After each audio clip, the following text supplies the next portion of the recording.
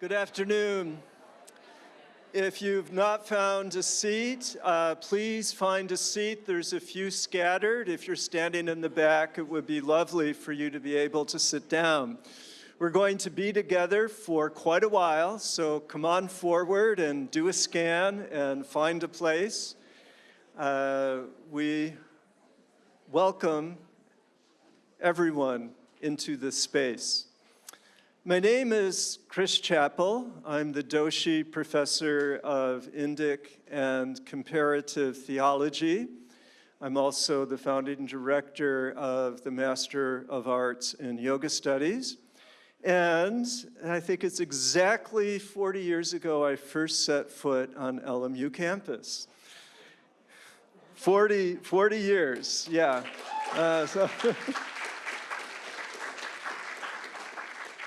So I'm very grateful that they decided to hire me, and particularly our friend, Father Herb Bryan. So welcome, welcome, welcome. And our program today includes, and if you did not get a printed program, you can take a memento by doing the QR code as you exit, and the full program will be there, including the lyrics to these wonderful, wonderful songs that we will hear. And we're going to open with a performance by Greg Koppenhaver, who used to direct music and theater here at LMU, and Gabriel Gonzalez. So the two of you, please come forward. Hello, everyone. It's great to be here. I stepped on campus, I don't want to tell you how many years ago, 42 years ago as a student, and ended up directing music in the chapel and over at the theater. And this is Gabriel Gonzalez, who has played our lead actor, Chewie, in the musical for many years, through probably 6 readings. I don't know how many readings. We have had like 9 readings. We've been working on this 12 years. We went 12 years ago to Father Greg and said, can we write a musical about homeboys? And he said, sure. You'll probably beat everybody else who's trying to do a project about homeboys. I don't know if we did, but we're coming out in April, and I hope you get a chance to see it. And honestly, this is very special to be able to give you guys a preview of this in my alma mater, Father Greg's alma mater, and anyway. We wrote this show for homeboys and to promote the story, which I think is the best story that LA has ever produced. And I think it will go down in history as the #1. Anyway, this song's called Homeboy, and I wrote it because we needed a finale. And I said, it was the homeboy, parentheses, you'll make it home. And my partner, Mark Marino, also wonderful from LMU and USC, changed it, and you'll see in the program, home, comma, boy. So that's what he does. He just changes it, and you'll see. That's our relationship. But if you come to the show, it's going to be called You'll Make It Home, I think. So we'll see. It's none of these. Not one. Even the lyrics are different. They change every time we do it, so I apologize. Here we go. Ready? Oh, I'm playing the part of Father Greg. And this is Chewie, his longtime homeboy.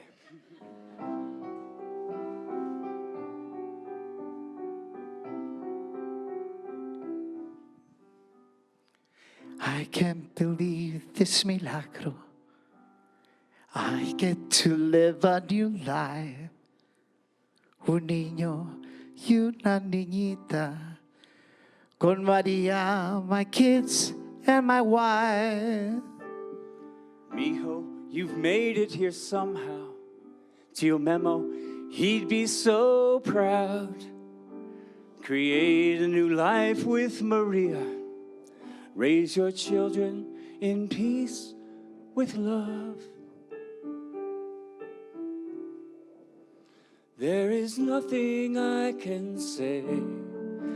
There are no words to express this moment so blessed, So miraculous. Mijo, you're just teasing me. Don't call me mijo, no more G. After all this time, we're forever homies. Homeboys, homeboy, you'll make it home. You'll make it home, boy. You'll make it home. You'll make it home, boy. You'll make it home. You'll make it home, boys. You'll make it home. You'll make it. You'll make it. In the darkest corners of the night, on the bleakest days of your life, love is waiting to embrace you with arms open wide. Among the tattoos on your heart, God inscribed this prophecy, a promise to become all you were meant to be. In the darkest corners of the night, on the bleakest days of your life, God is waiting to embrace you with arms open wide. Among the tattoos on your heart, God inscribed this prophecy, a promise to become all you were meant to be. Home, boys, you'll make it home. You'll make it home, boy. You'll make it home. You'll make it home. Tarde que temprano You'll make it home. estará María You'll make con mis home. hijos. You'll make it home. We'll make it. We'll make it. You'll We'll make make it You'll make it. home.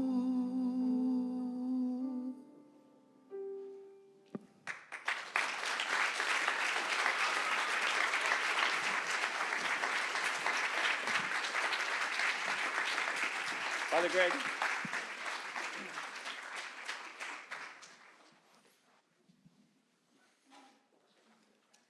Click on the QR code before you leave and order your tickets. The show has a premiere in March, or rather the tickets go for sale in March, and the performances are in April. And we have another song a little bit later at the end of the program from this remarkable musical, which is called Homeboys, a musical. So I want to introduce the leader of the Bellarmine College of Liberal Arts, the home of the Doshi Professorship Experience. And his name is Dr. Richard Fox. He's also a professor of political science.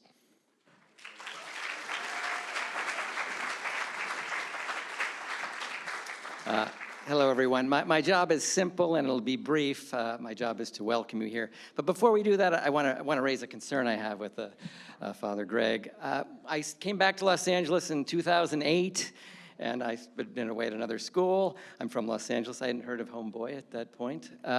And sometime in one of my first semesters, I had a Wednesday night class, and every Wednesday night before class, I'd go down to our coffee shop, and I saw this new product, Homeboy Cookies and Muffins. And every Wednesday before class, I would get either a chocolate chip cookie or the banana nut muffin.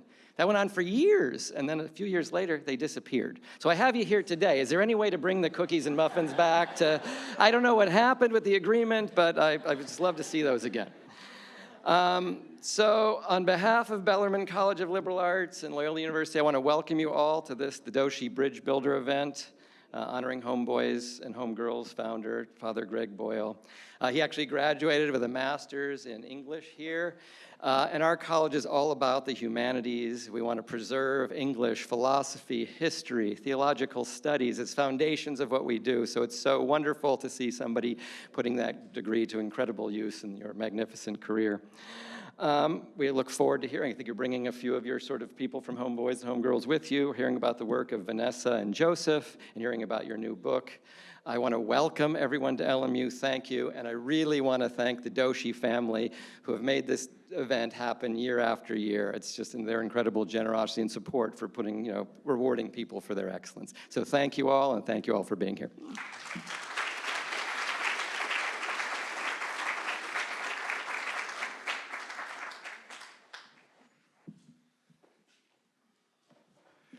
I want to give a little shout out to Navin Doshi, who's a little box on my cell phone here. And he sends his regrets that he's not able to be here.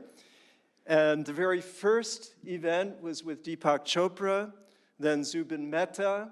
Then we literally brought the house up with a day with Venerable Thich Nhat Hanh. And my wife and I had lunch with him right over there. And we were worried. I mean, such a venerable personage as Venerable Thich Nhat Hanh, who ended the Vietnam War. What would we say? Nothing. Because with Venerable Thich Nhat Hanh, you eat in silence. But that day was also punctuated with amazing music and a wonderful, wonderful meditative experience. And there have been so many experiences such as this over the years. Thank you, Navin. And I want to welcome members of the Doshi family up, and they will be talking a little bit about the legacy that we are all now part of. And I didn't want to get my fingerprints on it. So we have this wonderful lucite memento for Father Greg. And there is also a cash award that will be donated to Homeboys and Homegirls. So come on up, Doshi family.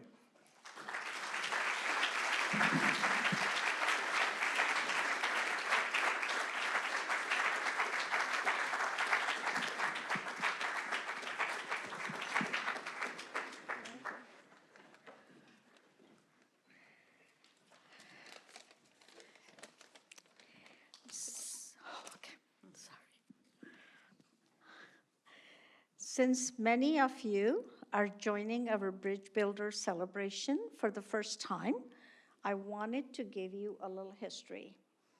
Roughly 30 years ago, a group of us would gather at our home to study the Vedas, one of the ancient Hindu scriptures.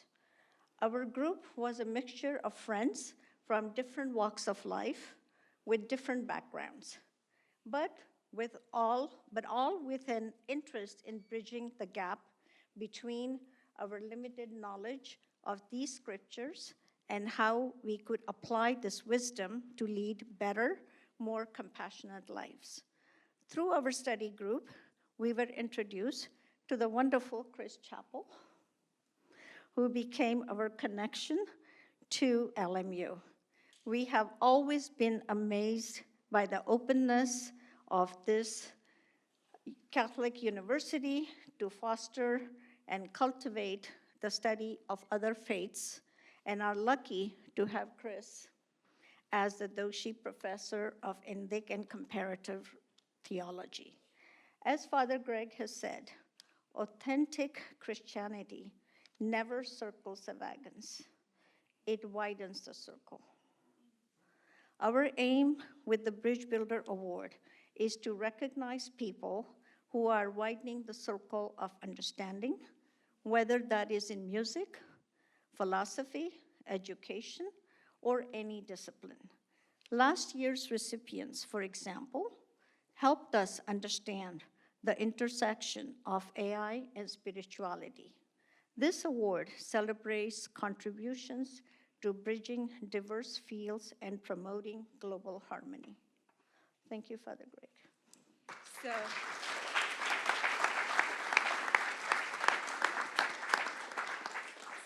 I had a similar experience to Dean Fox. More than a decade ago, my husband Kevin went into Little Ralph's, you know, the one down the street by the bowling alley, and he came back with a big brown bag of chips. So the label read in bold letters, Homeboy, and that, of course, caught his attention. But it was the motto that helped him to put the chips in the cart. And that motto was jobs, not jails. So many of you may have had that similar experience and introduction to Homeboy, and maybe you even devoured the chips like we did. The culinary introduction that we had led us to slowly getting more and more acquainted with Homeboy over the years, from Father Greg's books, to running in the 5Ks, to volunteer tutoring. We have appreciated your work and admired your work, but especially the reminder that each of us can help create a more connected and compassionate world. As you said in your book, The Whole Language, how else, except through connection, can people be reminded of their goodness? This year, we honor and celebrate Father Greg Boyle for creating an enterprise that nurtures and connects people. His holistic approach to providing employment, education, support services, and most importantly, radical kinship, has created a model for community healing and empowerment. Father Greg is a true bridge builder in the practical, relational, and spiritual sense. It's our honor to present the 2025 Bridge Builder Award to him on behalf of our family and the LMU community. Thank you so much.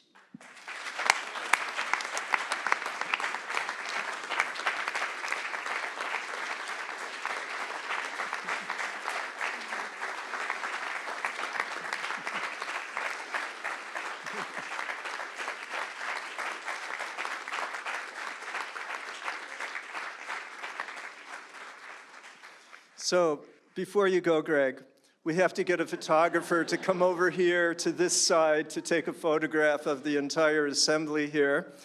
And I wanted to make certain that everybody got the name Pratima Doshi and the name Sonia Doshi McCarthy. And I'd like you to introduce the other members of the family. Okay. So we have Chris and Kevin and Munda and Kalish and Kieran and Manali, all part of our nuclear family. Great. So how do you want to do it?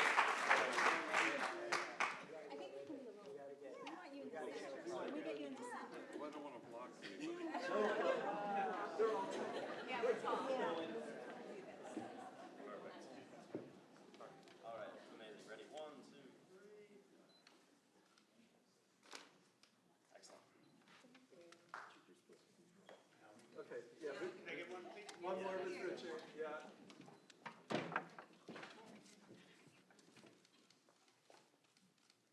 you. All right, ready? 1, 2, 3. Perfect. Great.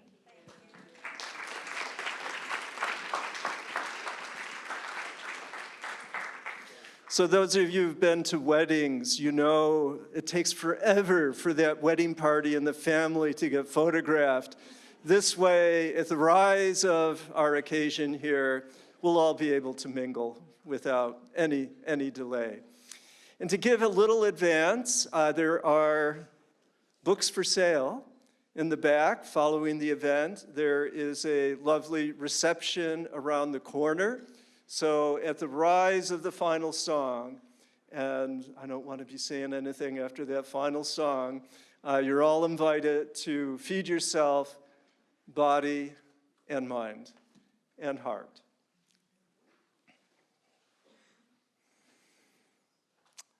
Now, Vanessa Abrego will open our program by sharing her story a story that will open your heart, a story about raising a young child, a story about finding redemption, restoration, a world, a home, through this wonderful work of Homeboy and Homegirl Industries. So welcome, Vanessa.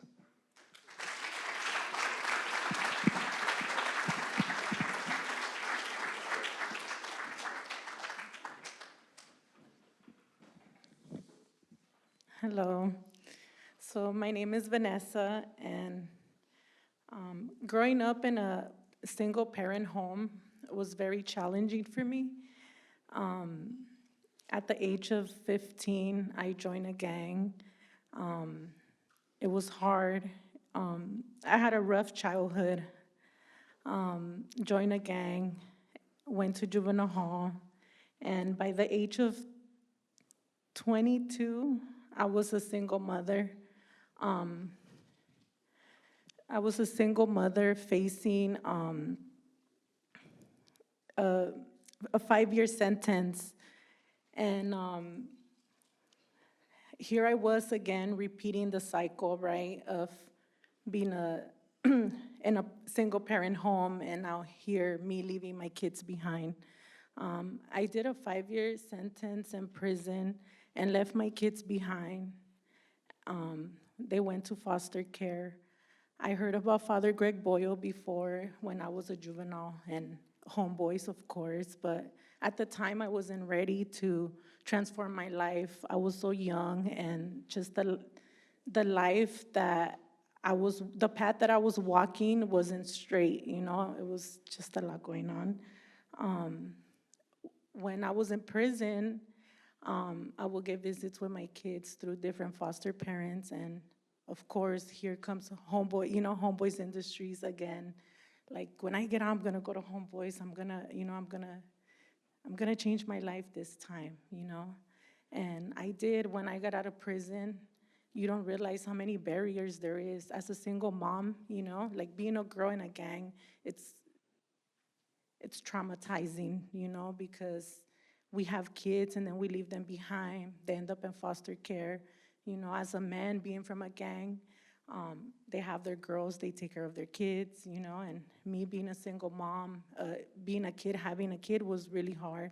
So when I got out of prison, I came to Homeboys, and I didn't think I was gonna get my kids back, you know. Was I really ready to have my kids back, you know? How am I gonna be a mom? You know, where do I go from here?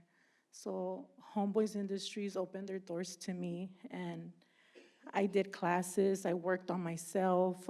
Here I was, you know, how am I gonna get a job? How am I gonna feed my kids? How am I gonna put a roof over their head? And with the help of Homeboys, they helped me get my first apartment. You know, I went to court, I filed for me to get my kids. I fought for my kids. I gained custody of my kids thanks to Homeboys and everything that Father Greg offers the community. And Homeboys brought me home to my kids. Like he said, Homeboy, you know, brings you home. And I could say for myself, a living experience, that Homeboy did bring me home. And I'm a better mom. You know, I'm not perfect. We all make mistakes, you know, we have flaws. But I am very happy for everything that Father Greg has done for, you know, our family and for the people that are ready to change and take that step.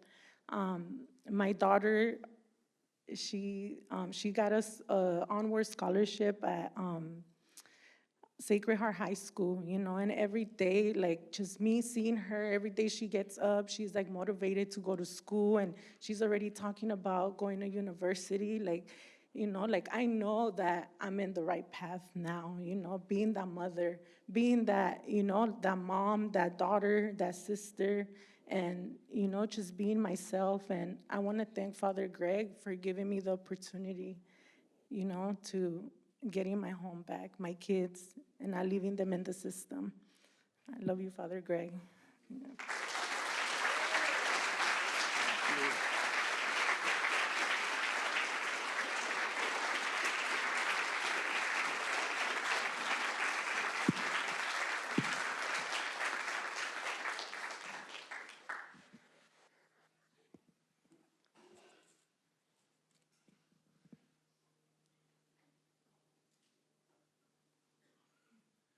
So many beautiful phrases in this book.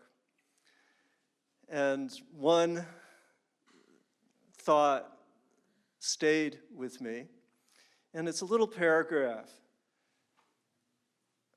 about home. And it brings up a language that if you're with your friends, you stand.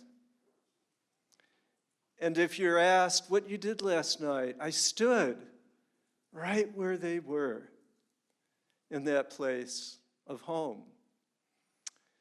And for so many, and I've had the blessings of bringing students and colleagues and teaching at Homeboy, we currently have a group under the tutelage here today with one of our graduate students in yoga studies who's on the staff at Homeboys. And this work is constructive, it's positive, it changes, it builds. And our next share will come from Joseph Holguin, part of the Homeboy family.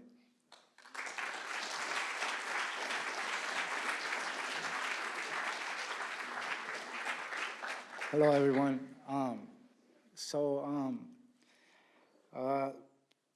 I grew up in Aliso Village housing projects. That's where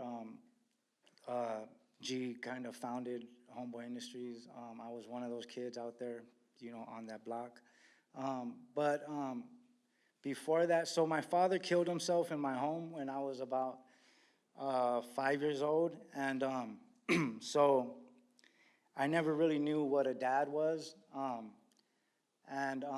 So Father G, he came into my life, I think I was maybe about 10, 11 years old. And, so he became like my dad. By the time I was 14 years old, I was facing like attempted murder charges, and I was in juvenile hall. I got shot for the first time at the age of 14. At the age of 16, I got shot for the second time. I was just heavy into the gangbanging. I didn't really know what love was until I met Father G. My father was a heroin addict, a gang member. I like to think that, if my dad was a doctor, a lawyer, or a teacher or something like that, maybe that would have been something I would have wanted to do, but that wasn't the case. I really just want you to know that if it wasn't for Homeboy Industries, I really don't know where I would be in life. I think I started working at Homeboy Industries maybe, like Vanessa had mentioned, like she wasn't ready in the beginning. And I don't think I was either, So I started working at our silk screen in the beginning. I think I was like maybe 18. So it took me a little time to start working with Homeboy. But when I did, I was swamped with love and compassion. Like I can't explain to you like, what it feels like being there. I guess it feels like what I seen up here a minute ago, the Doshi family just here together, just in love and communion. I'm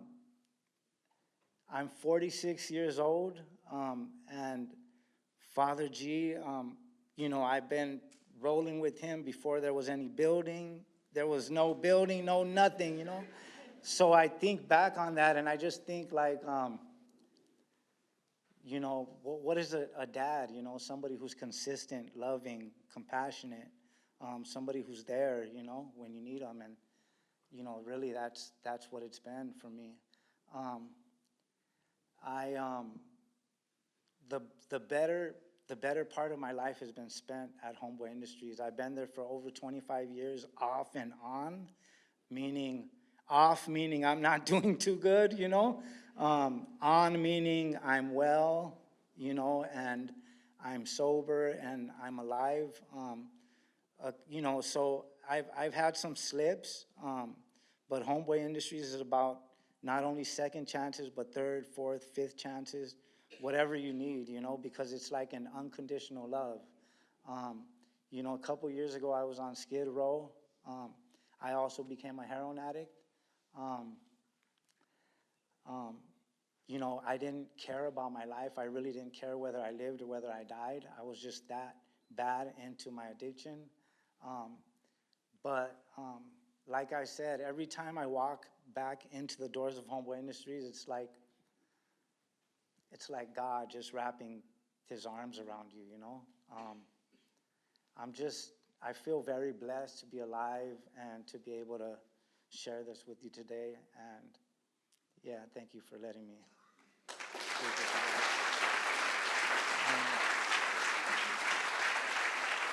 Thank you.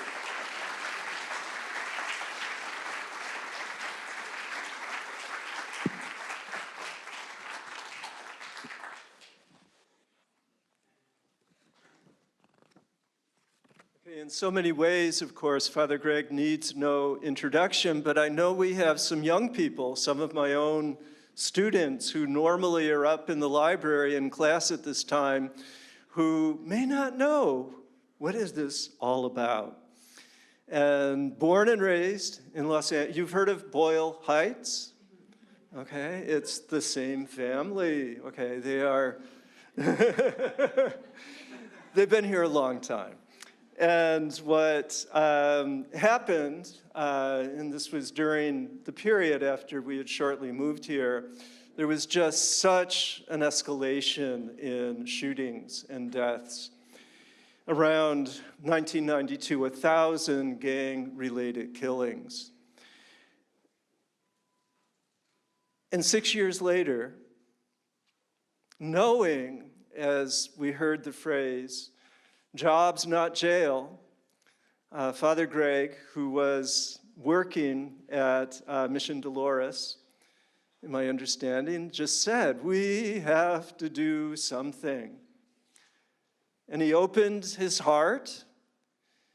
He opened this wonderful gift of language, partly acquired here at LMU, that allows folks to be invited, to become part of a purpose, to really gain a mission. And by doing this work directly one-on-one, by doing this work through his wonderful books, he has, I don't know if you like it, but he's become famous. And he won the California Peace Prize. President Obama gave him a medal of, Champion of Change. He won the University of Notre Dame's 2017 Later Medal. It just goes on and on. And what I find so endearing is that he's going to go, aw shucks. And what I find so inspiring is whenever he shows up, these are the folks that are put front and center. Those who continue to thrive, not merely survive. So Father Greg, please come.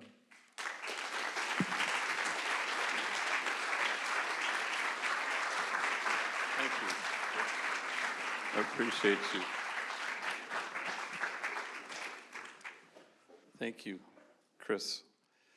Thank you, Doshi family, for your goodness and your generosity to this amazing place at LMU. Thank you, Richard. Thank you, Joseph and Vanessa. You know, the day won't ever come when I have more courage or more nobility, or I'm closer to God than you two. I hadn't realized how long I've known you, so thank you for making me feel old. I don't want to give a stump speech. You know, I go all over the place and just say stuff. Thank you also, students who I know you're forced to be here against your will. The old extra credit. I went here, so I kind of know how that goes. I don't know, I feel kind of like, I kind of want to speak to the times in which we find ourselves.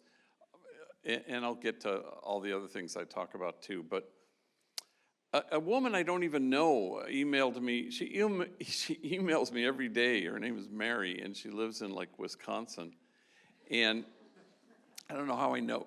She read a book or something, and so today she was saying, I just feel so anxious, and it's for some friends of hers who are undocumented, and she ended the thing, she goes, I just feel like I just want to take a nap, And I'm reading this at 5 o'clock in the morning, and I thought, well, who doesn't want to take a nap at the moment, And that's understandable. We do a diagnosis, and we say, yeah, too much tribe and not enough village.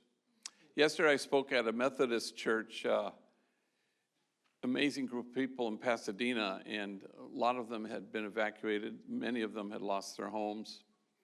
A synagogue had burned down, and so they have services there on Friday and Saturday morning.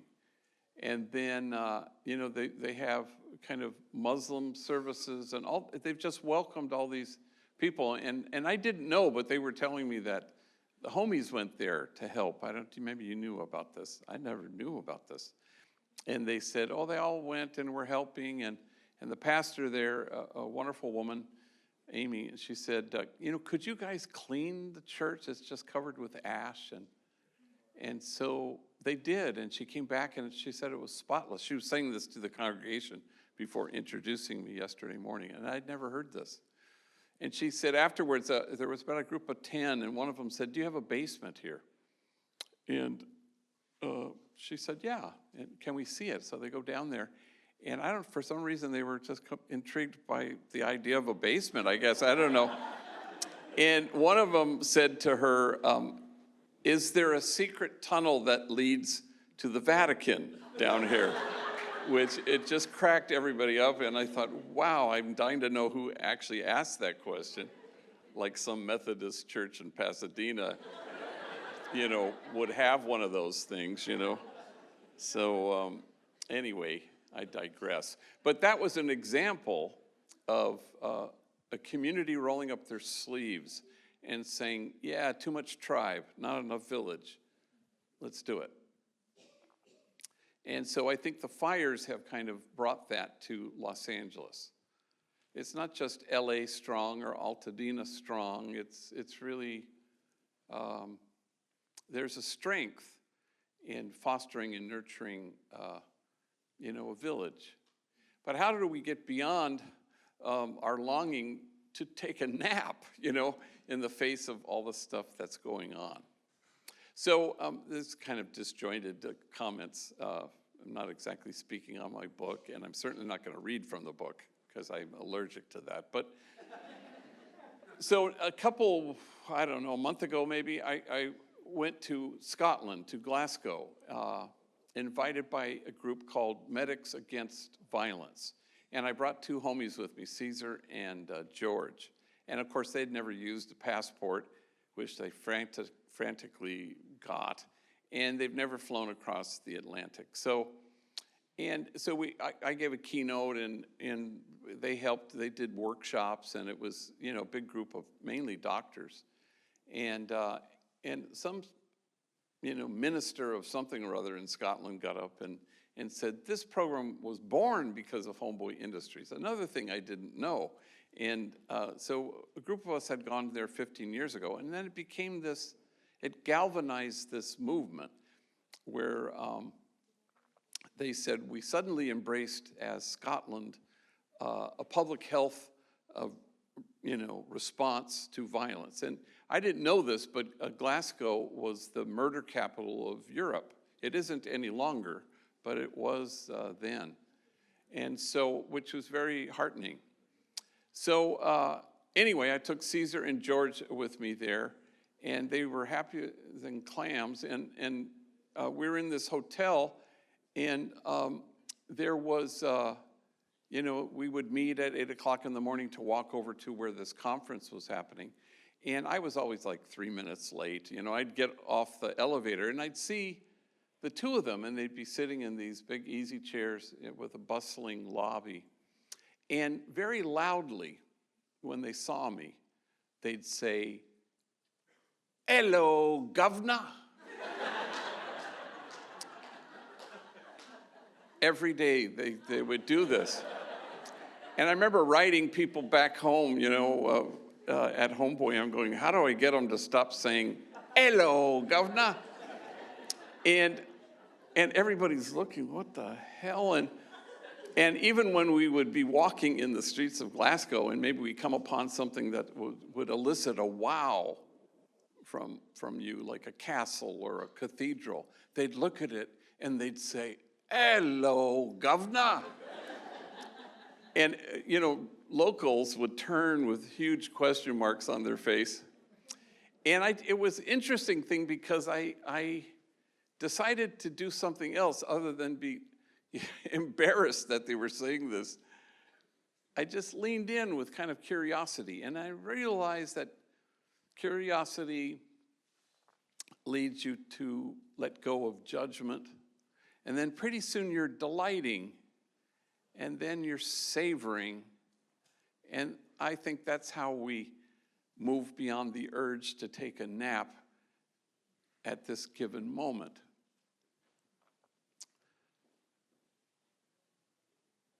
And I can remember George at one point when we spoke to a local church group, and he hadn't said very much except his story, but at one point he admitted to all the people there from Glasgow,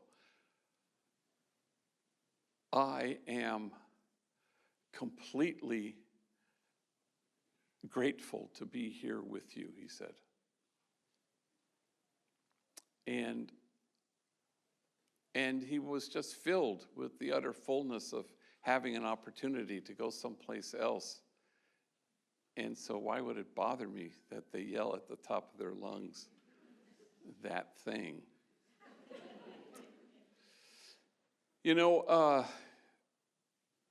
There's the gospel where Jesus says to go out in the boat. This was yesterday, I believe.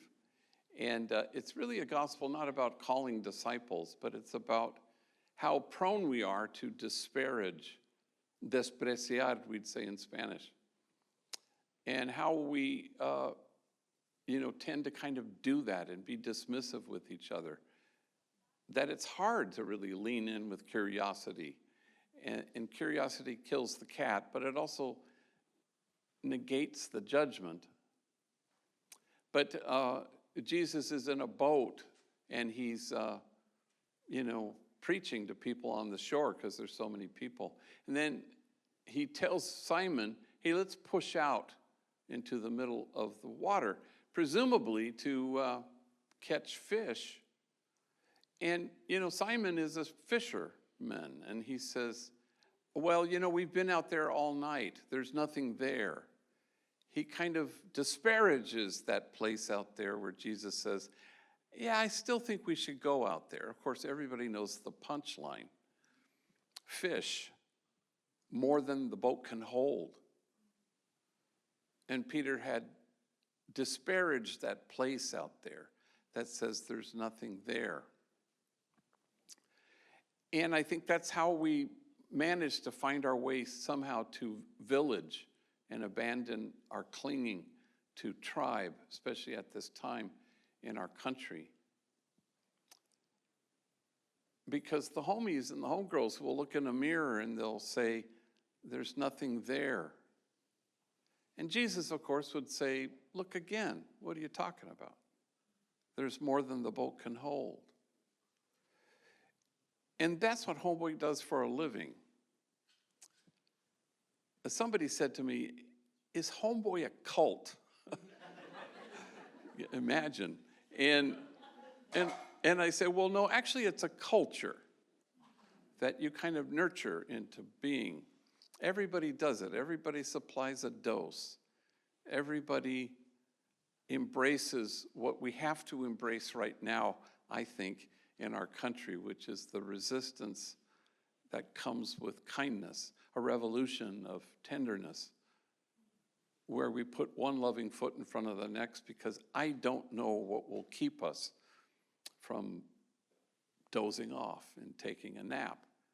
other than knowing that love is the only thing that makes progress, period. And that's always been the case.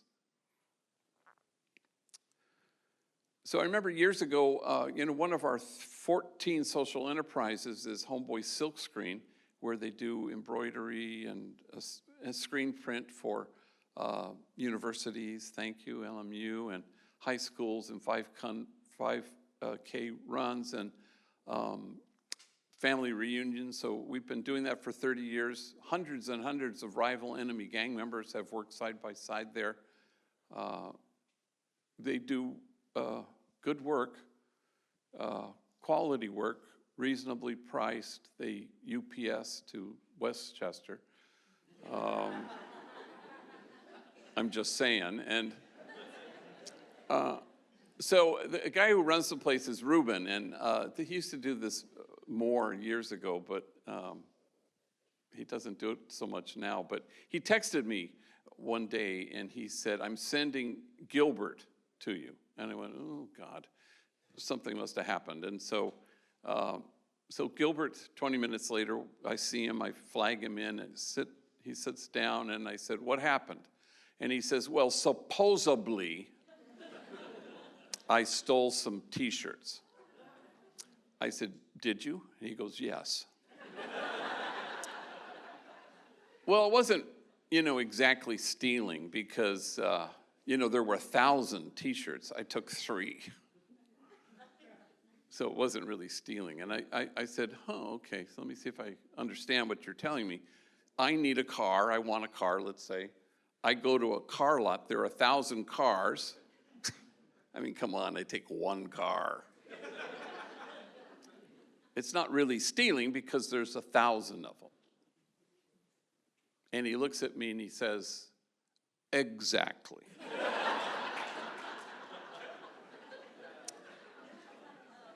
And we just stared at each other for a beat, and then we just fell into each other's arms, howling with laughter. And the entire world looks at Gilbert and says, "There's nothing there." And we want to be a village that says, "Look again. There's more than the boat can hold." And so the intentionality of LMU, as much as it is of Homeboy, is to stand at the margins, because that's the only way they will ever get erased, is if we stand out at them. And to imagine a circle of compassion, and then imagine nobody standing outside that circle. And choosing to stand with the folks who the world disparages, the poor and the voiceless, with those whose dignity has been denied, and those whose burdens are more than they can bear.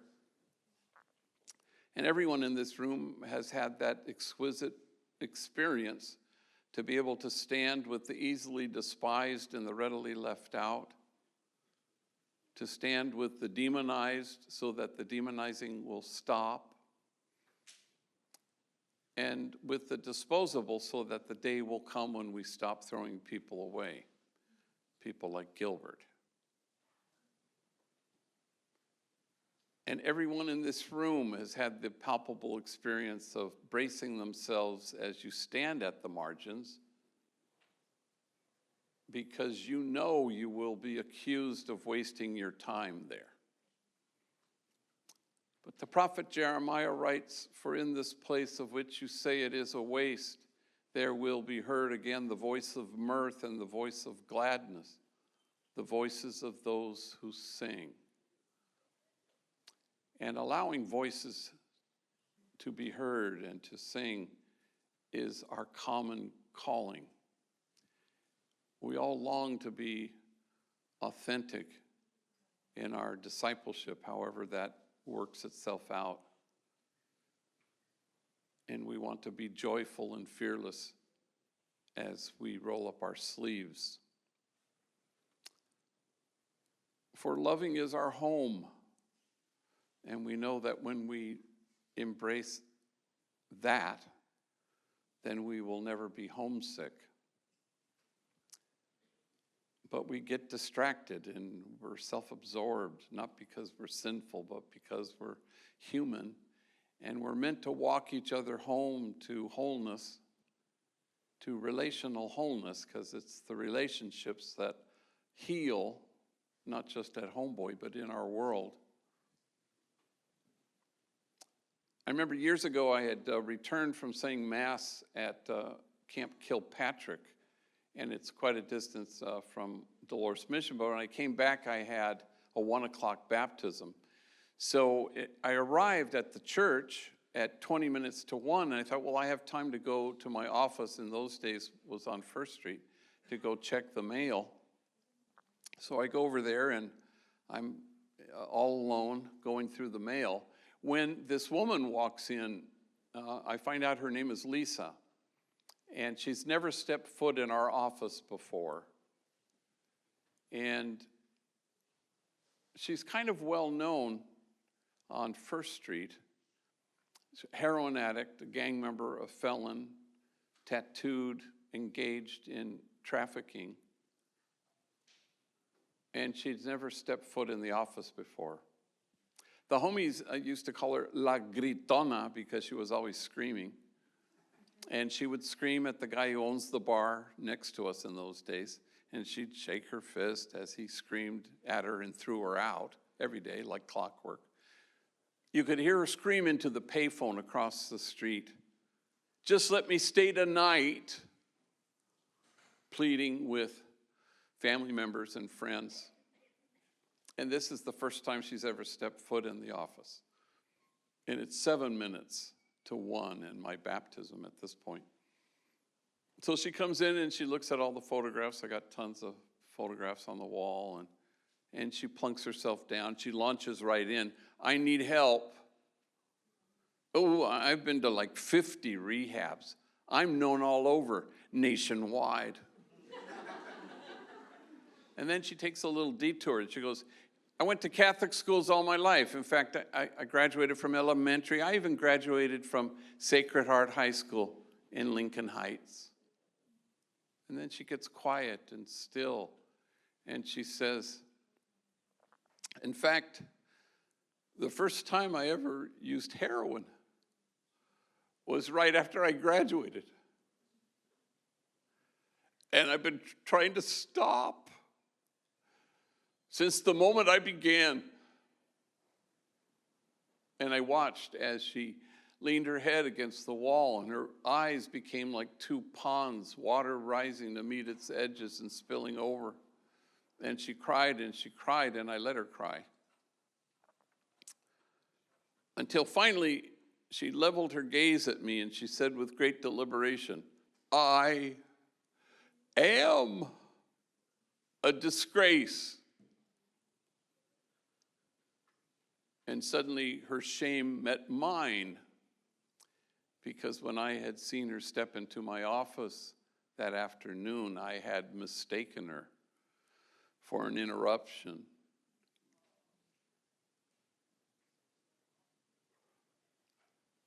We always have to do battle with the fact that we're always despreciando, disparaging, dismissing.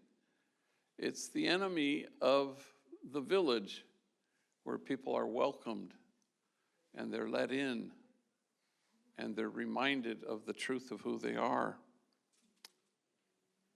I was at the LA Times Festival of Books a couple years ago. I was on a panel with a rabbi and columnist Steve Lopez from the LA Times. And I don't know exactly what we were talking about. And at one point I said, you know, there are two principles that we embrace at Homeboy Industries. One, everybody is unshakably good, no exceptions. And two, we belong to each other, no exceptions.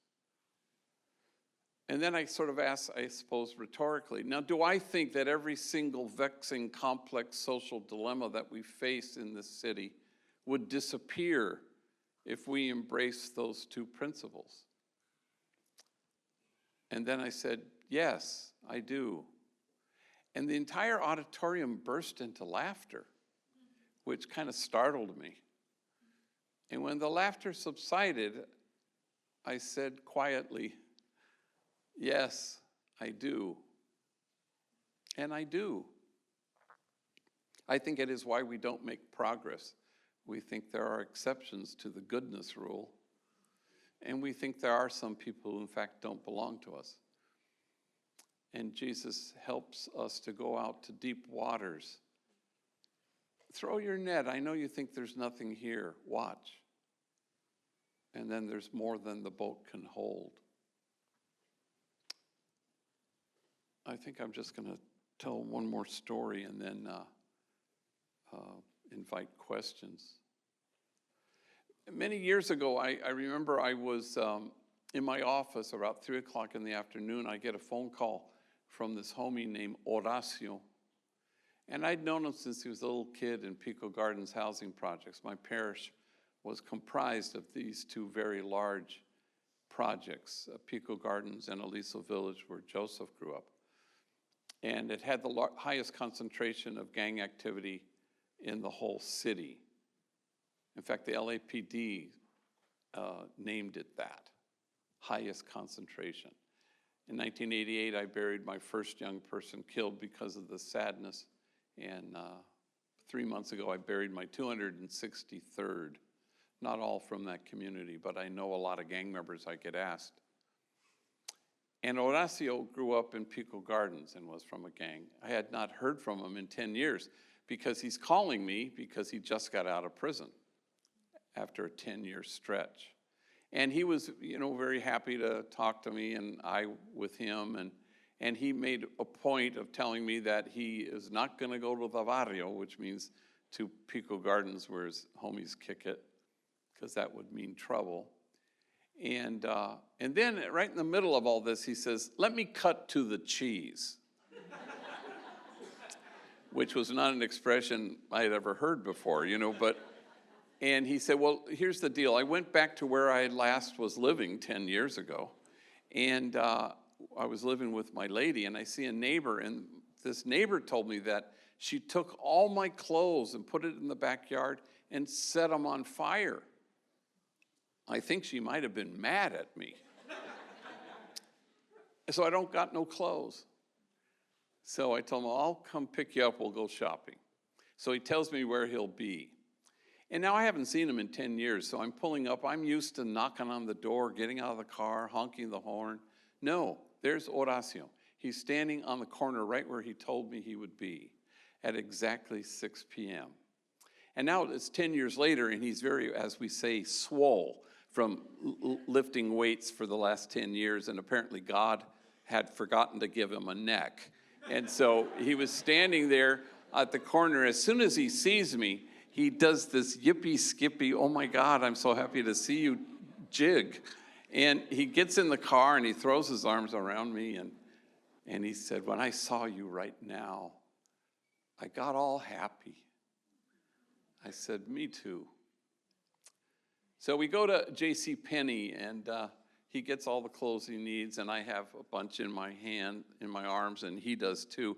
And we're in a long line at the checkout thing, and it's taken a long time. And Horacio has what the homies would call a loud-ass voice, and so we're standing there, and there was a couple with a young son, and he says, hey, you see that guy over there?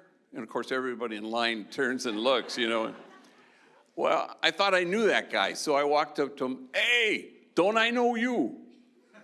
And the guy goes, no, like this. And the mother clutches the boy, no, we do not know you, like this. And I looked more closely, oh, my bad. I thought you were somebody else. So as soon as I said that to them, they got all relaxed. Damn, gee. Am I that scary looking? Yeah, pretty much, you are, yeah.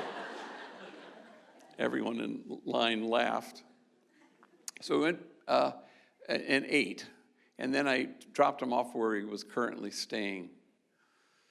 And he was reluctant to get out of the car, and he said, can I tell you something? I'm scared to be out. And I said, I can imagine. But You have one of the best hearts of anybody I've ever known. If you stay close to that heart, you'll be fine. And he hugged me and got out of the car. And then at 3 o'clock in the morning, I get a phone call, and it's Gabriel, and excuse me, it's Horacio. And Horacio says what homies always say when they call at 3 o'clock in the morning. Did I wake you? And I said, no, Horacio, I was kind of maybe hoping you might call, And he says, I have to ask you a question. And then I decided to determine if he had had anything to drink. And he hadn't had a drop. And he was dead serious. And here's the question, he says. You know how all my life I've seen you as my father? And now he gets very reluctant to finish and chokes up. But I have to ask you this question. Have I been your son? And I said, of course. And he says, whew, I thought so. And then he says, with great deliberation and choking back his tears, then you will be my father, and I will be your son, and nothing will separate us, right? That's right. And he says, I love you. And I said, I love you too, son. And he hung up. I always think back on that story because of what I think actually happened that night. That Horacio didn't discover that he had a father. He discovered that he was a son worth having. Way different. Because all his life, people said, there's nothing there. And Jesus, of course, says, look again. There's more than the boat can hold.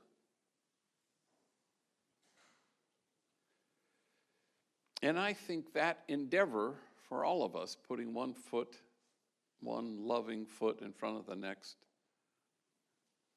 is the only thing we can do to keep us from taking a nap. Systems change when people change, and people change when they are cherished. And folks come to Homeboy and they're traumatized.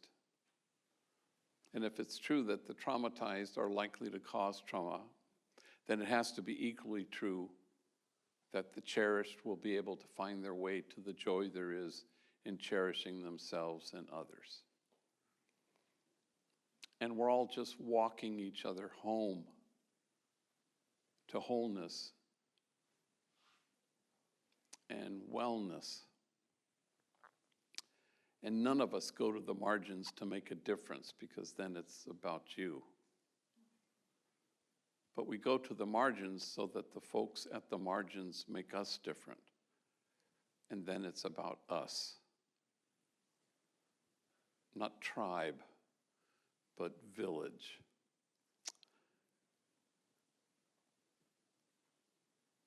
And pretty soon, none of us have to brace ourselves that much at the margins, worried that people will accuse us of wasting our time there. For in this place of which you say it is a waste, there will be heard again the voice of mirth and the voice of gladness, the voices of those who sing. Thank you all very much.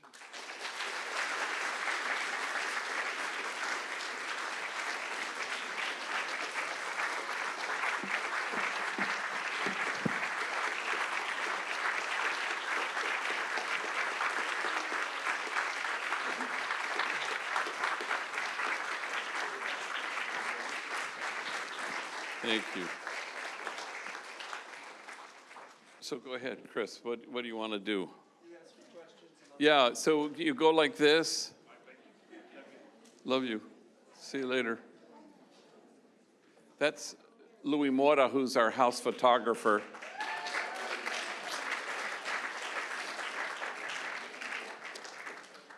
He got extra credit by coming here today.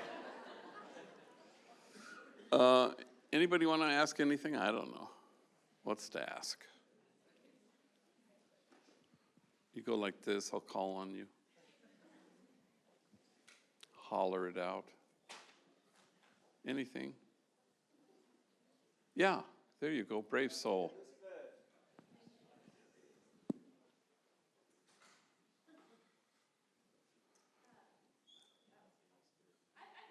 Yeah, sure. There you go. Hi, Father Greg. We met briefly on the Did stairs. you led me to the wherever that place we were having lunch? Thank Wherever you. the hill is.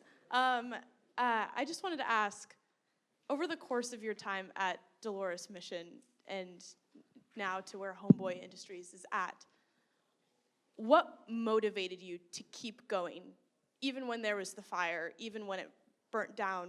How did you, what did you find either in others or in yourself that kept you going and moving instead of just, taking on your role as a priest at Dolores Mission, where you could have just stayed, you could have just, done a pastoral role, but instead you stayed motivated. Like, what kept you going?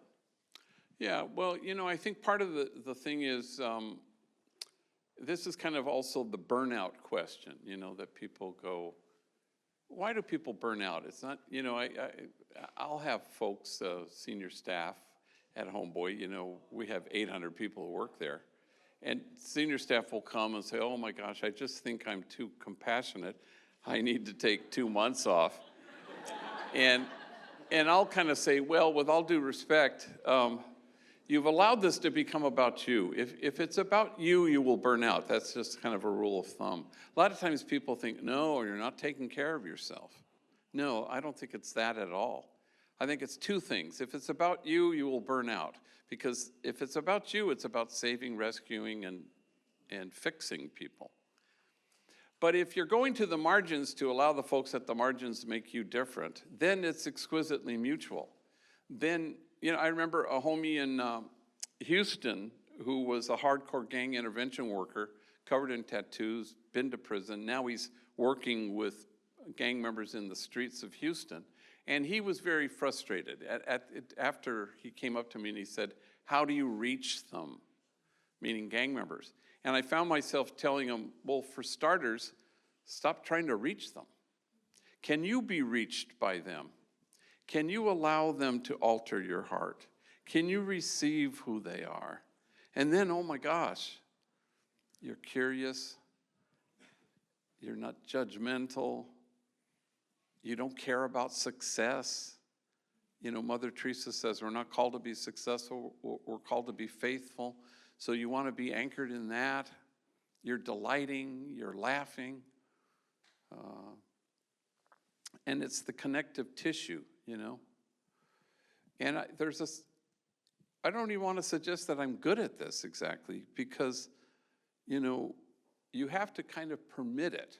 You have to allow the connection and the kinship, Like I had a guy come in, African-American gang member, 23 years in prison, bunch of tattoos. Clearly he, qualifies to work at Homeboy or be in our 18-month training program. And there's a process, drug test, and then orientation a week later, and then interview, the selection committee, we call it. And so this guy, obviously qualified to begin the process, to get into the 18-month program.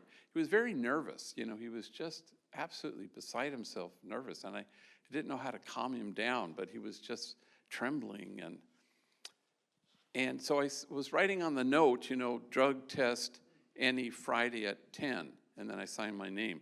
And it's like the permission slip, so when he comes any Friday, he shows it at the front desk, well, he's been approved to begin the process.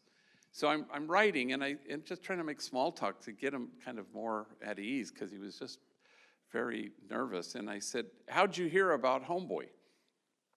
And I continue writing, and he goes, some female told me about Homeboy. And I'm writing, and he says, she said you fathered all her children. I stopped writing.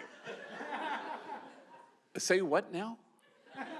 And then he could tell, he even watched the words float in the air, like, no, there's something wrong. Oh, you baptized all her children. Yeah, well, that's really different, you know, and again, we looked at each other, and we just roared with laughter, and I said, forget the drug test, you start tomorrow, which rarely happens, though people will accuse me of always saying that, but, and so the opportunity to kind of delight in the person in front of you, rather than next, or fret about whatever is going to happen tomorrow, or lament, why did I say that yesterday? Instead, you're anchored in the moment, and we're only saved in the present moment, so you might as well stay there. I had a homie who emails me every morning, Sergio. I call him my spiritual director. I've written about him a lot. Drug addict, prisoner. He runs an amazing program called God's Pantry in Pomona. And he wrote me, every morning we do the readings, and then we, kind of write a reflection. I mean, brief, couple sentences. So I'm up before he is, but not close behind. He'll write me what he thinks about the readings. Anyway, he wrote this, it was his anniversary, so I wrote him, as well as my reflections from the day, I said, hey, by the way, happy anniversary, because I knew from my calendar that it was his sober date. And it turned out it was 16 years. I had no idea how many years. And he talked about, he goes, all I want to do is be my true self in loving. And I've been so privileged to be able to do that in the fullest way for the last 16 years. But then he signs off this way: I'm enjoying heaven with you, which I thought was brilliant, because it's not about a thing that's going to happen one day for all of us. It's about right now. So if you enjoy heaven right now with the people in front of you, then all these things aren't part of your vocabulary, like disappointment or discouragement or failure, or I just don't think I can carry on, it's been too hard. None of that stuff happens. It really doesn't. I don't want to even suggest that it's a trick, but it's a mystical consciousness. And again, I don't want to say that I have it, but I have the desire for the desire to have it. And I think it helps. It shows you how to see things. And your engine is never about success or how many homies did I save. Nope. It's exquisitely mutual. There's no us and them. There's just us. See, if you ask one question, long-ass answer, we may just need two more.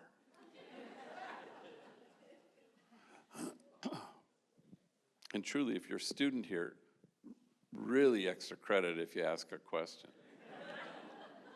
Hi, I wanted to ask, how do you approach people of privilege or living in ignorance to open their mind to that, to not disparage these people? I don't know. I was just really curious about that. Yeah, that's an excellent question. And part of the thing is, is exposure, is vicinity.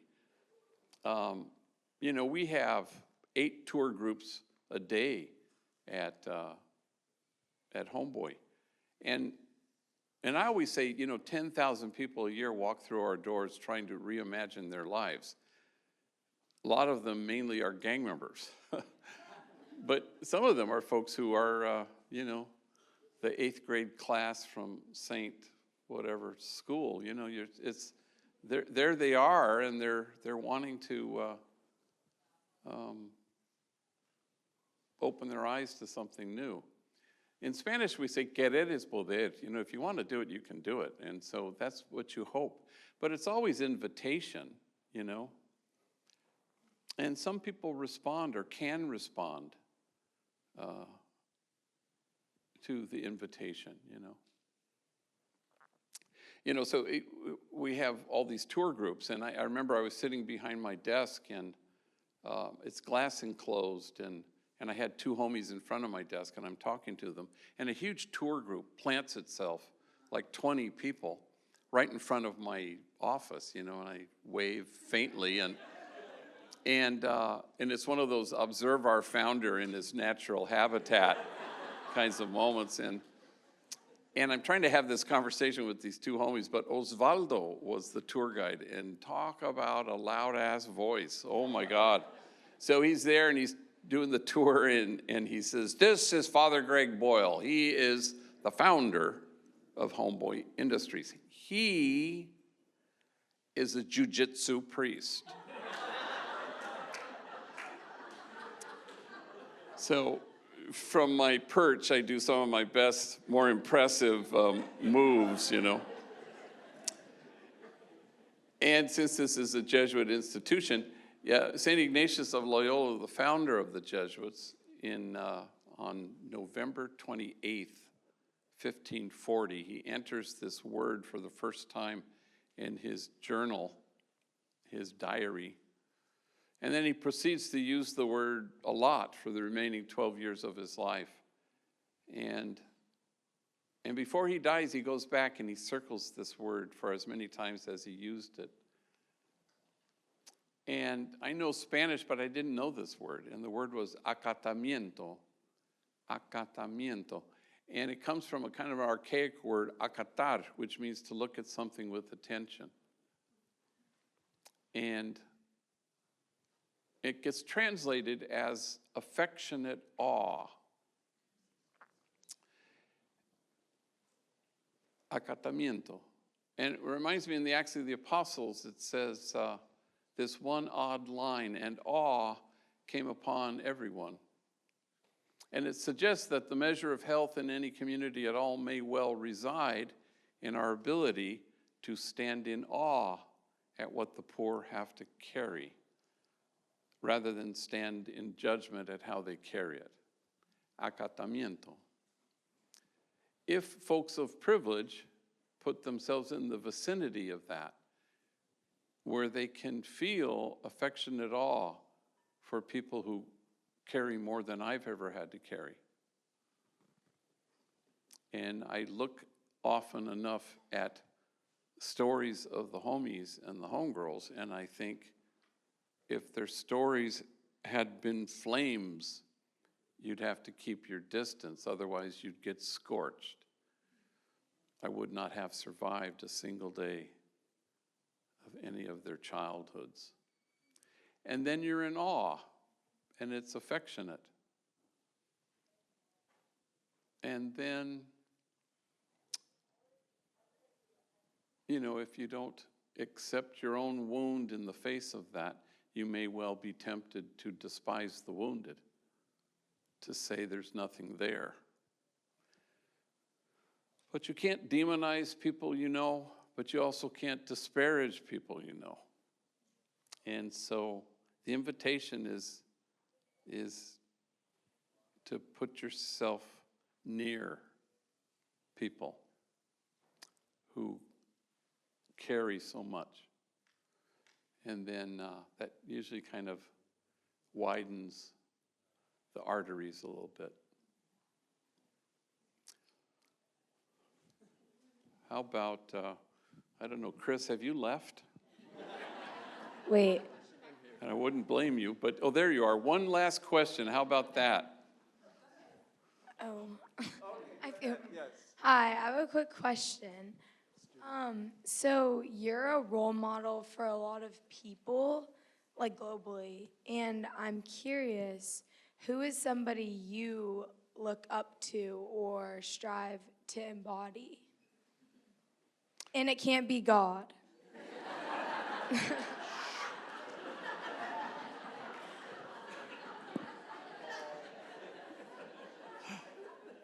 Well, that was not my answer, because I don't think God wants to be a role model.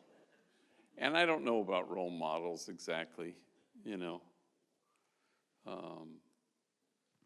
And I always give the same answer. You could say Cesar Chavez or Pedro Arrupe, or they're people, but it's always the homies.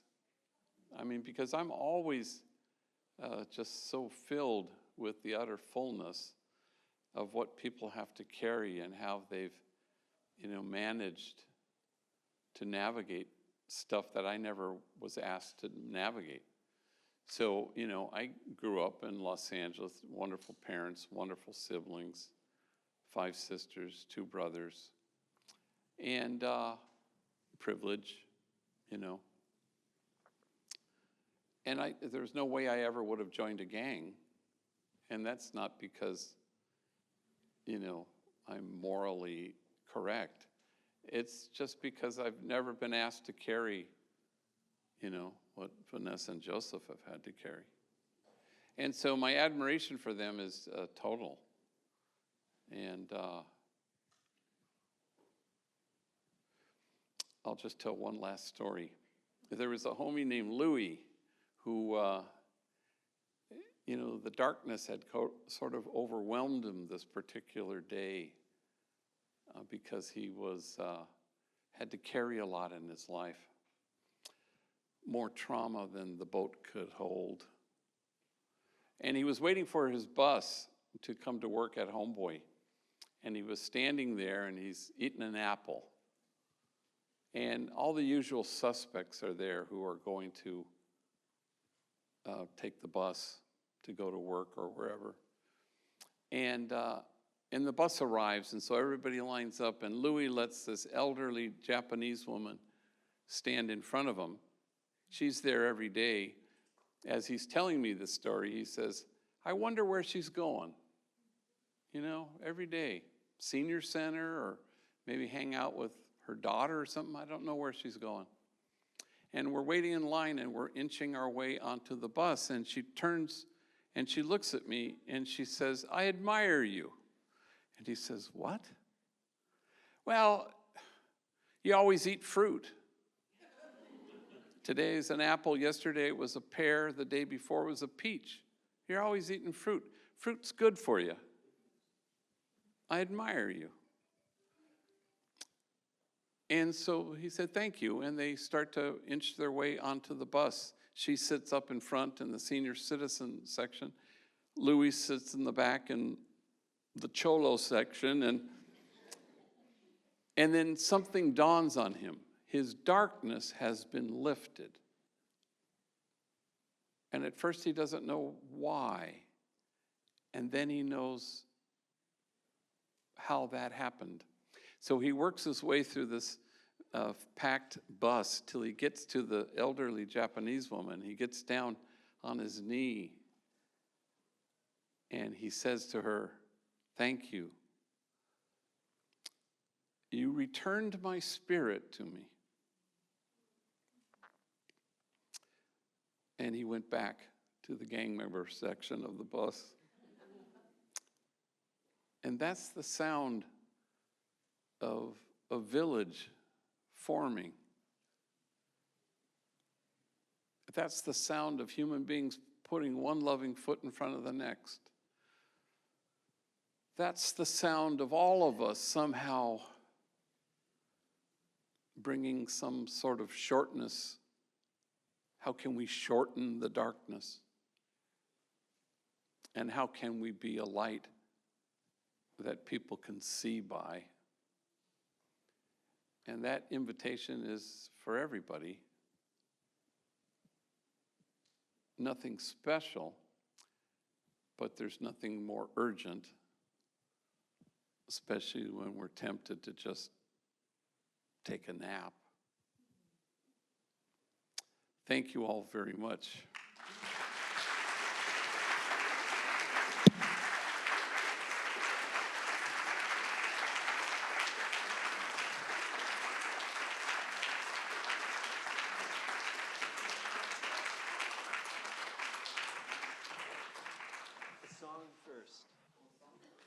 Yeah. We have, as a closing treat, another song, and be sure, save the date, April 3rd to April 6th, Homeboys, a musical. Welcome, Mark. Okay, but I'm not going to sing the song. So Marlene Beltran, our wonderful actress who's in the musical, she plays Evelina. She will sing one of the songs. And she wanted me to give a little context because otherwise you might think you're being accused of something. I just want to thank Chris and the Doshi family for letting us be a part of this event. Of course, Father Boyle, Joseph, and Vanessa, thank you very much for sharing.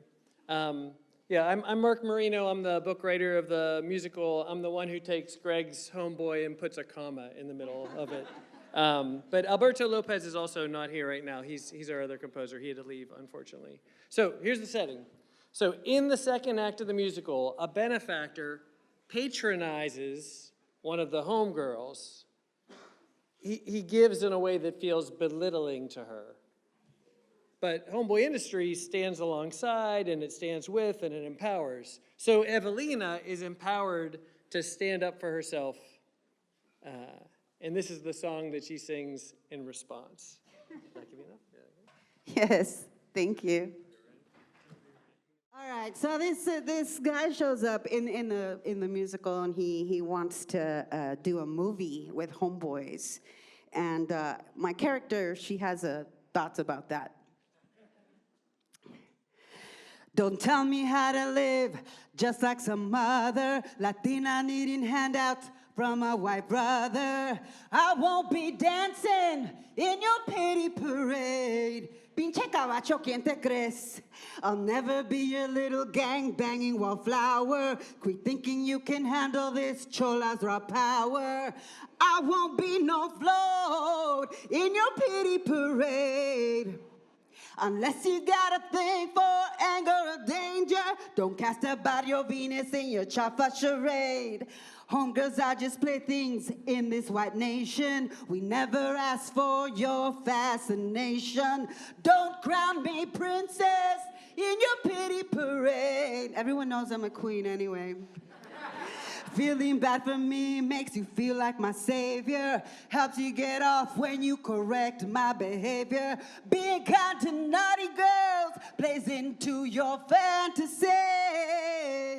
I'm everything your trophy wives could never be. Just think Maria Conchita, Apollonia, Sheila E.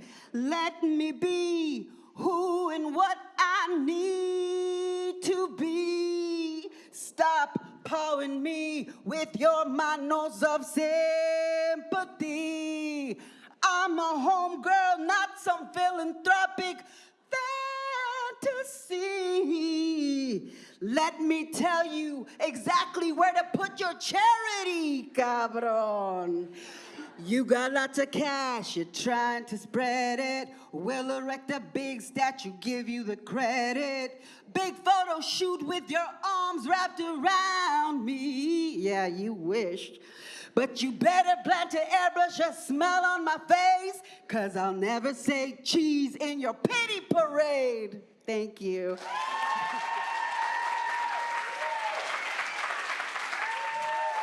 And thank you to Father Greg Boyle. I don't know if you remember me. I know you meet lots of people in your work, but my students at Roosevelt they just performed the play that they wrote about Father Greg on Thursday, and we had Raul Diaz come and speak on your behalf. And we didn't know that, so there's a story that you told about, was it Osvaldo that said if he was your son? It comes even full circle in this moment because Raul Diaz's son was performing in the Homeboy play that the kids wrote. So it was a beautiful moment, and I feel so blessed to be here with you all. Thank you.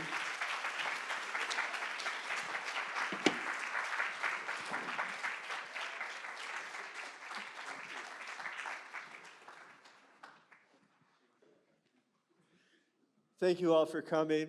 Books in the back, food around the corner, and let's give one more round of applause for all of you.